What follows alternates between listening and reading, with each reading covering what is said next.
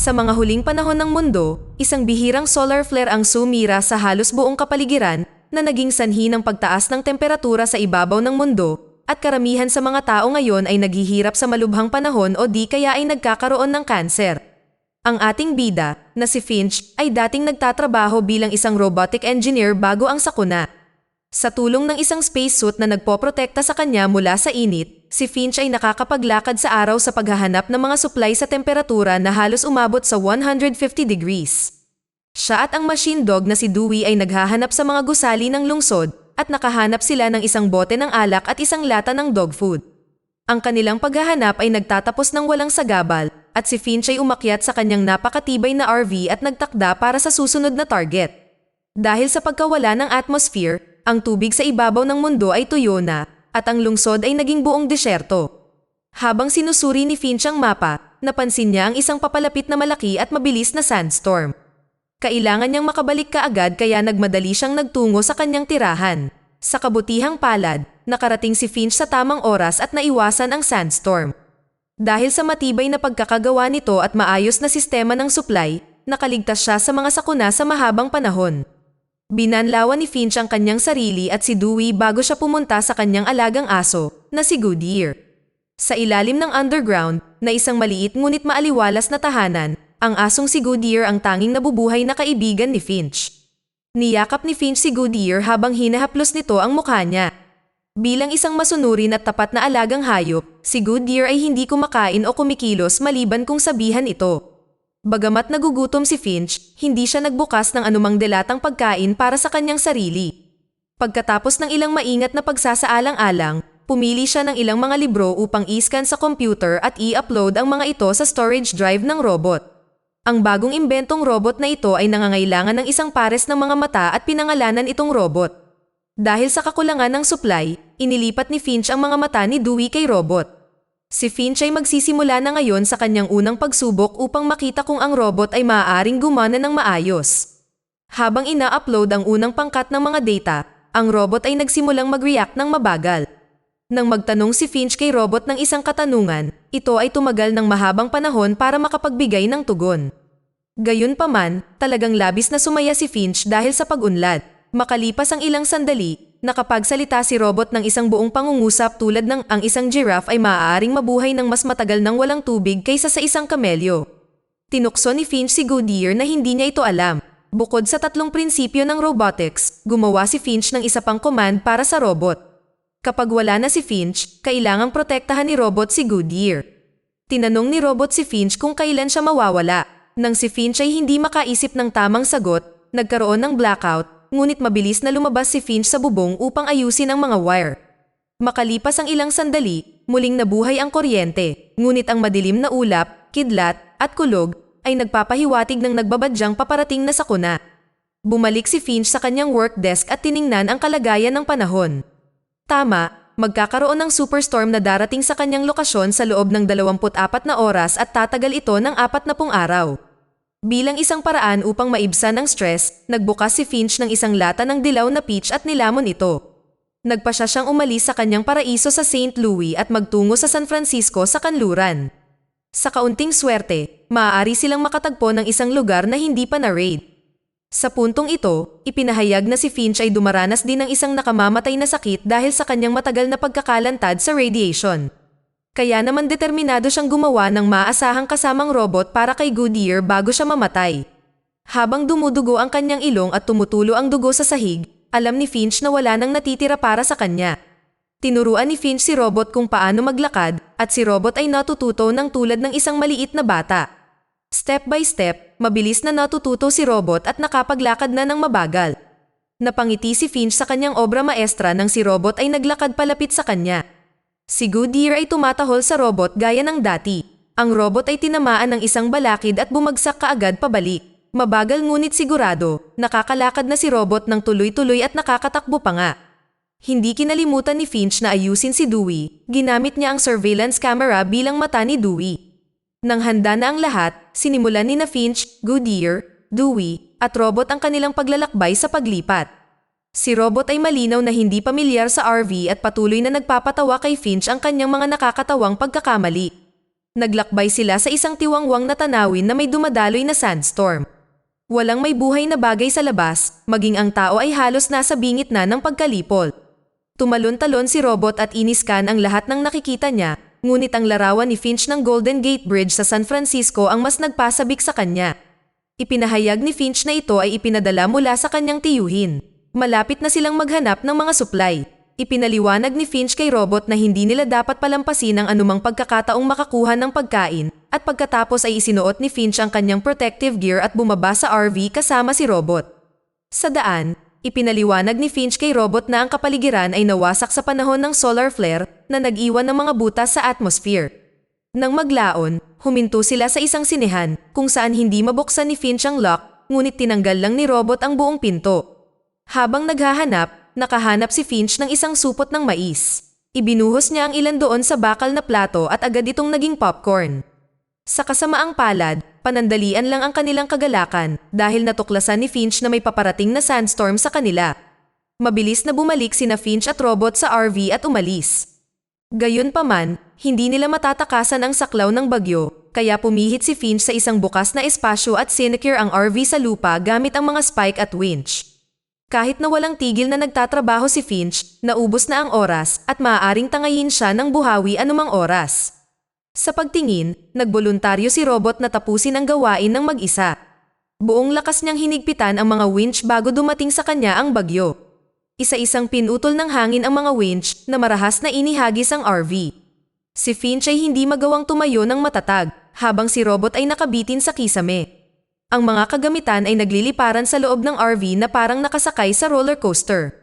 Salamat sa huling lubad na inilagay ni Robot, nakaligtas sila sa sakuna. Matapos humupa ang bagyo, nag-check si Finch at nakita niyang nasira ang isang gulong. Nakahanap si Robot ng ekstrang gulong, ngunit wala silang jack. Sa kanyang sorpresa, madaling itinaas ni Robot ang RV gamit lamang ang isang kamay at nag-thumbs up gamit ang isa pang kamay. Sa sobrang tuwa, pinalitan ni Finch ang gulong. Napagtanto niya na oras na para bigyan si Robot ng pangalan ng tao. Iminungkahi niya ang Jack under the car, ngunit sinabi ni Robot na hindi niya iyon gusto. Naglabas siya ng iba pang mga ideya, ngunit hindi ito nagustuhan ni Robot.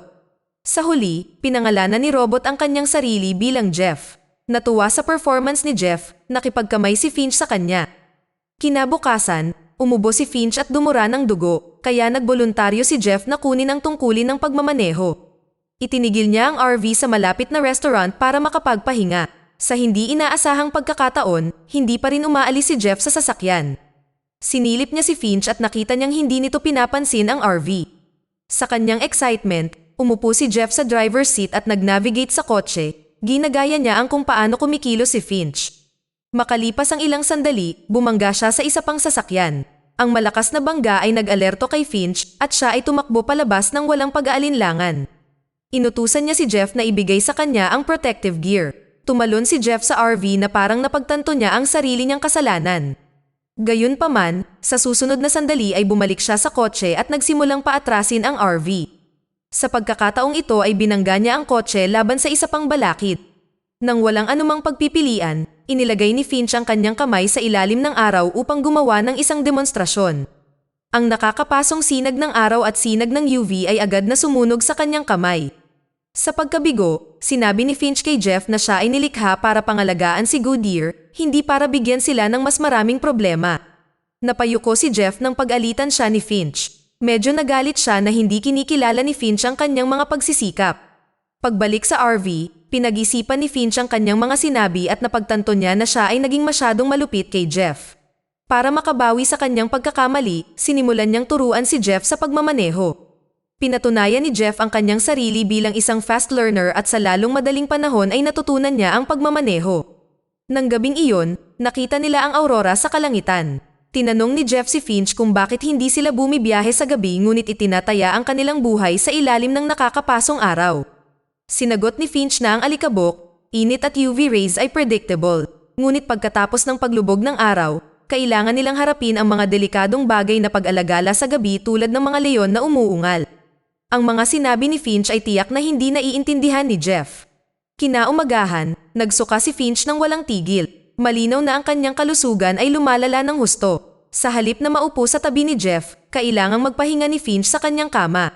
Ginampanan ni Jeff ang tungkulin ng pagmamaneho at iniisip kung ano pa ang maaari niyang gawin. Sinabihan siya ni Finch na tumawag ng doktor, ngunit alam ni Jeff na ito ay isang biro lamang. Nilagyan niya ng basang tuwalya si Finch sa noo at tahimik na bumalik sa driver's seat. Habang natutulog si Finch, huminto si Jeff sa labas ng isang ospital na naglalayong maghanap ng ilang mga supply kasama si Dewey. Ito ang unang misyon na gagawin ng dalawang robot kung saan si Jeff ang nangunguna. Kakaiba dahil hindi nakasara ang main gate, ngunit hindi pinansin ni Jeff ang detalyeng ito at direktang sumugod sa ospital. Nakahanap si Jeff ng gamot at jacket at nang isinuot niya ang coat ay mukhang mas cool na siya. Nakatuklas si Dewey ng isang box ng donut at inabot ang mga ito gamit ang kanyang kamay. Hindi nito inaasahan na ang bitag ay na-trigger at ang mekanikal na braso nito ay nagkadurog-durog. Pagdating ni Finch, wasak na ang braso niya at nanginginig ang natitirang bahagi na parang nasa sobrang paghihirap. Nakaramdam ng sama ng loob si Finch sa pagkasawi ni Dewey at napaluha siya nito. Sa ibang bahagi ng ospital, malugod na natuklasan ni Jeff ang isang cabinet na naglalaman ng maraming mapagkukunan ng mga supply, kaya sinubukan niyang kumuha hanggat maaari. Nahanap ni Finch si Jeff at inutusan siyang bumalik. Sa puntong ito, narinig nila ang ilang mga paggalaw mula sa itaas na palapag. Si Finch at Jeff ay tumakas patungo sa RV at pinaandar ito kaagad, ngunit gaya ng inaasahan. Hinabol sila ng may-ari. Ipinaliwanag ni Finch na ang lugar ay tiyak na isang bitag at si Dewey ang naging sakripisyo sa hangal na pagkilos ni robot. Binigyang diin niya na hindi sila maaaring magkamali muli. Hindi sumuko ang sasakyan na humahabol sa kanila, gabi na, at nasa likod pa rin ito ng RV. Inutusan ni Finch si Jeff na patayin ang mga ilaw, tap-okan ang accelerator, at pilitin ang pagliko sa kaliwa. Sa ganitong paraan ang sasakyan ay dapat na papasok sa isang lagusan, ngunit ang RV ay masyadong matangkad at ang sun visor sa bubong ay nasira at na-stuck sa gitna. Sinundan din ng sasakyan ng humahabol ang kanilang direksyon. Bumaba si Jeff at itinulak ang sasakyan sa lagusan. Sa wakas, durog na ang sun visor at nakapasok na ang sasakyan. Tinitingnan ni Finch ang lahat ng may pagkabalisa at napanatag ng sumuko na ang mga humahabol sa kanila, ngunit mayroon na silang bagong problema, imposibleng mabuhay nang wala ang sun visor. Pakiramdam ni Finch ay katapusan na nila, ngunit hinimok siya ni Jeff na huwag mag-alala at inilabas ni Finch ang lahat ng kanyang pagkabigo at galit sa kanya. Pagbalik sa RV, sinabi ni Jeff na malaki ang kanyang paniniwala na madadala sila ni Finch sa Golden Gate Bridge. Medyo emosyonal si Finch nang marinig ang mga salita ni Jeff, kaya pagkatapos ay nagbahagi siya ng isang kwento kay Jeff. Matagal na panahon na, nang sumiklab ang solar flare ay naging pang-araw-araw na pamantayan ang pag-aagawan at pagnanakaw. Isang araw, habang naghahanap si Finch ng pagkain sa loob ng supermarket, di nagtagal ay nakakita siya ng mag-ina na nagtutulak ng kariton na puno ng mga pagkain. Ang batang babae ay masyado pang bata at nasa 9 na taong gulang pa lang, ngunit pinangangalagaan niya ang kanilang mga nakuhang pagkain na parang isang sundalo na may baril sa kanyang kamay. Sinabihan siya ng ina na tutukan ang sinumang nagpapakita ng banta, kaya nagtago si Finch sa isang sulok at naghintay ng pagkakataon upang sundan sila. Ngunit di nagtagal, dumating ang isang grupo ng masasamang tao at pilit na kinukuha ang shopping cart. Napasigaw ang dalaga sa sobrang takot. Makalipas ang ilang sandali, parehong napatay ang mag-ina. Pagkaalis ng mga lalaki, lumabas si Finch para lang makita ang isang asong nanginginig sa bag ng batang babae, at doon inampon ni Finch si Goodyear. Balik tayo sa kasalukuyan, nagkomento si Finch na ang pagkagutom ang nagiging sanhi ng pagiging mamamatay tao ngunit ginagawa silang duwag.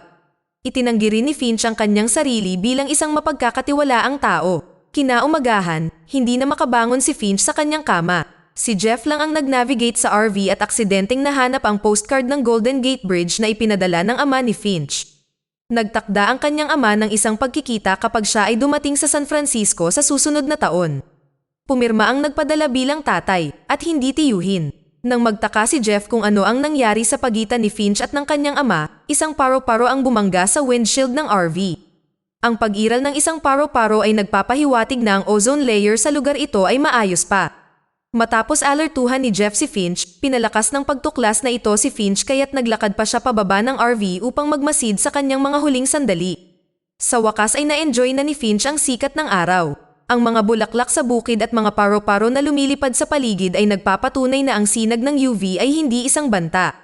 Si Finch ay hindi makapaniwala na makita ang mga bulaklak, pinahahalagahan ang mahahalagang sandali sa pagtatapos ng kanyang buhay. Nagpalit siya ng magandang puting suit at kumuha ng pinakamasarap na pagkain kasama si Jeff. Bagamat disyerto ang background setting, parang nagbabakasyon sila sa dalampasigan. Binanggit ni Jeff na nagkaroon siya ng panaginip na sabay silang bumisita sa Golden Gate Bridge. Nagulat si Finch sa nakakawiling revelasyon na ang isang robot ay nananaginip din pala. Sinamantala ni Jeff ang pagkakataong tanungin si Finch tungkol sa postcard. Mula doon, ikinwento ni Finch ang kwento ng kanyang ama. Lumalabas na ang tatay ni Finch ay kinuha ng militar bago siya ipanganak. Hindi pa niya nakita o narinig ang kanyang ama hanggang sa ipinadala sa kanya ang postcard noong 15 taong gulang si Finch. Itinuring niya ito bilang isang kayamanan at naghanda ng puting suit para sa pagkikita, gayunpaman, wala nang update na dumating. Nais ni Finch na maglibot sa buong mundo, ngunit kadalasan ay ipinagpapaliban niya ito, kaya sa huli, minsan lang siya nakapunta sa New York. Magiging isang magandang karanasan ang tumayo sa Golden Gate Bridge. Nagsisisi si Finch na hindi niya ginugol ng tama ang kanyang oras. Ngayon kahit na gusto niya, hindi siya makarating sa Golden Gate Bridge. Kinausap ni Finch si Jeff na para bang matalik silang magkaibigan. May panahon na namamangha siya sa kakayahan ni Jeff na matuto at may pagkakataon din na nagagalit siya sa kanyang mga nakakatawang pagkakamali. Ngunit ngayon ay panahon na para gawin niyang pamana si Jeff at maging kanyang pamalit upang pangalagaan ang kanyang mga iniwan. Madalas nasisiyahan si Finch sa paglalaro ng bola kasama si Goodyear, kaya ngayon ay kailangan niyang sanayin si Jeff kung paano ito gagawin kapag wala na siya. Si Jeff at Goodyear ay masaya sa paglalaro ng magkasama, ngunit si Goodyear ay palaging ipinapasa ang bola pabalik kay Finch. Medyo nadidismaya si Jeff, ngunit hindi nagtagal, umubo ng dugo si Finch at nabahira ng pula ang kanyang puting suit. Nagmamadaling lumapit si Jeff para alagaan si Finch at tinanong kung ano ang maitutulong niya. Talagang natouch si Finch sa kanyang pag-aalala, kaya hinawakan niya ang kamay ni Jeff at inacknowledge ang kanyang mga pagsisikap. Ipinatong ni Jeff ang ulo niya kay Finch sa balikat niya at marahang niyakap siya ni Finch. Pagtapik kay Jeff, puno ng luha ang mga mata ni Finch. Kung gaano niya gustong bisitahin ang Golden Gate Bridge kasama niya. Nang gabing iyon, nakahiga si Finch sa kanyang kama, hinahaplos si Goodyear. Sa lalong madaling panahon ay nahulog siya sa isang mahimbing na pagtulog at hindi na muling nagising. Si Jeff ay nagsimula sa kanyang mga gawain at opisyal na kinuha ang kanyang tungkulin sa pag-aalaga kay Goodyear. Nagbukas siya ng lata para pakainin si Goodyear at tinanggap din ni Goodyear si Jeff na kasama. Dinadala na niya ang bola kay Jeff bago at pagkatapos ng pagbato. Nagpa siya si Jeff na dalhin si Goodyear sa Golden Gate Bridge. Unti-unting naging mainit si Goodyear kay Jeff at tumakbo pa sa kanyang mga bisig. Sa paglalakbay, umupo si Goodyear sa passenger seat sa tabi ni Jeff. Sa wakas, inilagay ni Jeff ang puntod ni Finch sa tabi ng tulay. Iginuhit din niya si Finch, Goodyear, at ang kanyang sarili sa postcard at idinikit sa tulay. Dito na nagtatapos ang kwento. Sana ay nagustuhan nyo. Mag-subscribe na kung hindi ka pa nakasubscribe. Pindutin na rin ang notification bell at like button upang matulungan ang channel, and leave a comment down below. And as always, thank you for watching.